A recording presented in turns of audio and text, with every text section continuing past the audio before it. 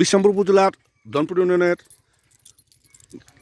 মধ্যনগর নয়াপাড়া গ্রামের চাষি জনাব মোহাম্মদ আবুল কাশেমের সূর্যমুখী জমিতে আমি চলে এসেছি।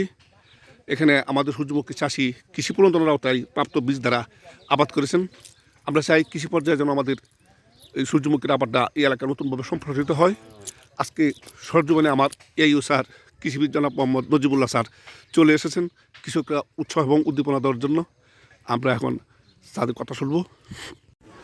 ভ্যারাইটি এলটি সানফ্লাওয়ার 1 হচ্ছে আমাদের এই সূর্যমুখী করেছেন বীজটা তো আমাদের জি কৃষি আপনার অফিস থেকে পেয়েছেন। জি আপনাদের অফিস থেকে আনছি। আচ্ছা, 15 জনের বীজের আওতায় জি দেওয়া জি হয়েছে। জি তো এখানে আপনি কতটুকু জায়গায় করছেন?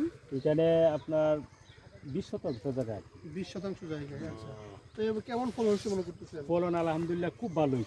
আমি এইবার এই প্রথম করছি, আমি এই ফলন দেখে আমার মনের মধ্যে খুব আগ্রহ জাগছে। আমি যতদিন আল্লাহ হায়াতে বাঁচায় রাখে আমি মানে পরবর্তীতে আমি ওই চাষ করার জন্য সূর্যমুখী তো এই এলাকা তো মনে হয় নতুন, আপনি এই এলাকার মধ্যে এলাকা থেকে নতুন। আচ্ছা, নতুন সূর্যমুখী তেল কিন্তু খুবই উপকারী। আমাদের সরিষা এবং সয়াবিন তেল কিন্তু স্বাস্থ্যের জন্য অনেক ক্ষতিকর থাকে।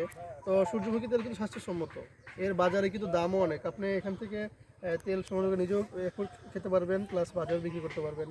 তো আপনারা কি মনে করেন যে আপনি এই করছেন, আপনার দেখা দেখি অন্যান্য কৃষক উদ্যোগ হয়েছে আমার এই ফসল দেখিয়া।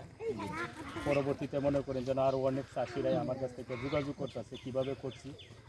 আচ্ছা, আমরা আশা রাখবো আমাদের কৃষক ভাই যিনি করেছেন আগামী বছরেও অনেক কৃষক উদ্বুদ্ধ হবেন। এবং যেহেতু সূর্যমুখী তেলটা আমাদের জন্য স্বাস্থ্যসম্মত, তো আমরা চেষ্টা করতেছি আমাদের উপজেলা কৃষি অফিস থেকে যে সরকারি যে প্রণোদনার মাধ্যমে বীজ দিয়ে এই সূর্যমুখী চাষটা সম্প্রসারণ করার জন্য। তো ধন্যবাদ সবাইকে।